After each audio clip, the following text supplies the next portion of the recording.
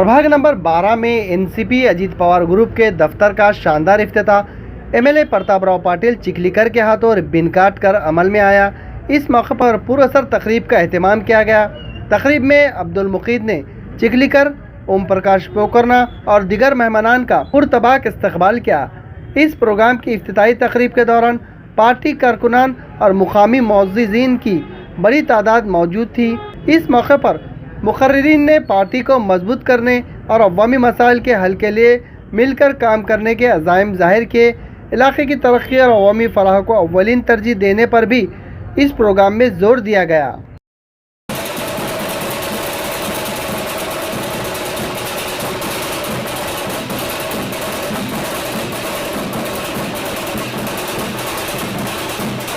आप यहाँ पर आए, ऑफिस का उद्घाटन किया, सभा भी हुई थी, किस तरह का माहौल है?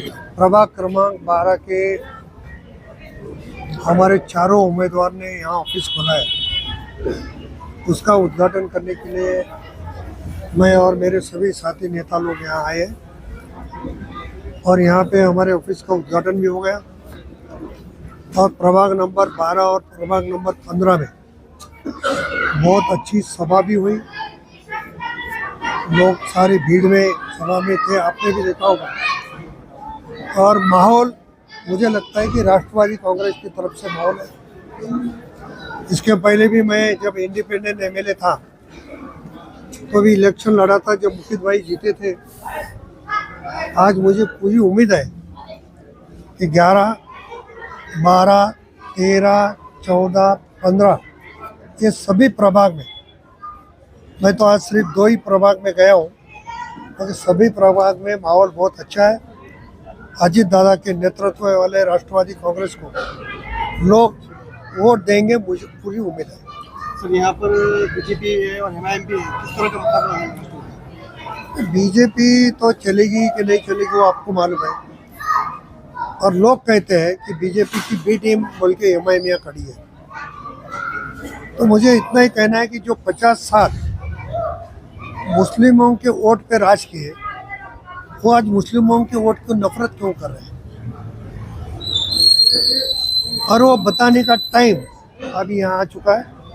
और मुझे लगता है कि सब लोग इस ढंग से सोचेंगे और राष्ट्रवादी को दुआ देंगे। अजीत पवार साहब का दौरा भी है क्या यहाँ?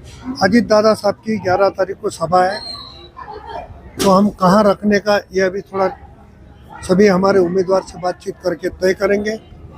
और मुझे लगता है कि इसी इलाके में सभा रखने का हमारा प्रयास है। चुनाव में कितनी सीट जीत पाएंगे सर?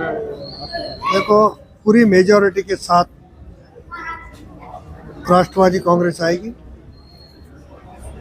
नांदेड़ दक्षिण में कुछ सीट पे हमने शिवसेना से युति की है,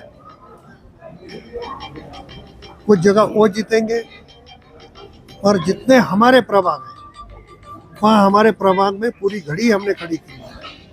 तो मुझे लगता है कि पूरी ताकत के साथ हम राष्ट्रवादी का झंडा कारपोरेशन में लहराएंगे। अशोक चौहान ऐसा कह रहे हैं कि सेंटर में और स्टेट में हमारी हुकूमत है और महानगर पालिका में अगर बीजेपी आती है तो हम अच्छे अंदाज से विकास कर सकते हैं। ये तो आप उनसे पूछो कि पहले कांग्रेस की गवर्नमेंट सेंट्रल में भी थी, कांग्रेस की गवर्नमेंट स्टेट में भी थी, और कारपोरेशन भी कांग्रेस थी।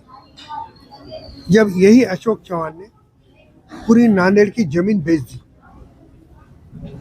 आज भी वही करना चाहते हैं क्या?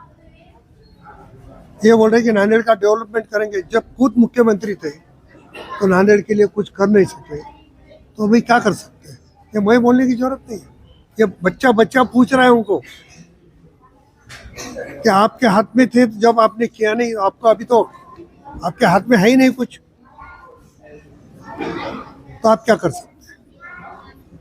कांग्रेस से कुछ नगर से इमाम में गए तो कहीं ना कहीं राष्ट्रवादी को कम करने की कोशिश की जा रही है। राष्ट्रवादी कम करने की कोशिश नहीं है। उनको मालूम है कि बीजेपी का बहुमत आने वाला नहीं है, तो एमआईएम के कुछ लोग जीतेंगे तो बीजेपी को सपोर्ट करेंगे, ये उम्मीद के साथ वो चल रहे हैं। और मगर उनका पूरा प्लान नांदेड़ की जनता पूरी जानकर है, और नांदेड़ की जनता राष्ट्रवादी के साथ है। एमआईएम और कांग्रेस के नेताओं की ओर से राष्ट्रवादी को टारगेट किया जा रहा है। फर्क नहीं पड़ता ना, जो जीतने वाला है उसको टारगेट करेंगे ना। हारने वालों को टारगेट करके क्या मिलने वाला है? तो राष्ट्रवादी जीतने वाले हैं तो टारगेट उसको ही करेंगे। जब अशोक चौहान आएंगे तो मुझे गालियाँ देंगे, दूसरे को क्यों गालियाँ देंगे? उनको मालूम है जीतने वाली पार्टी कौन है।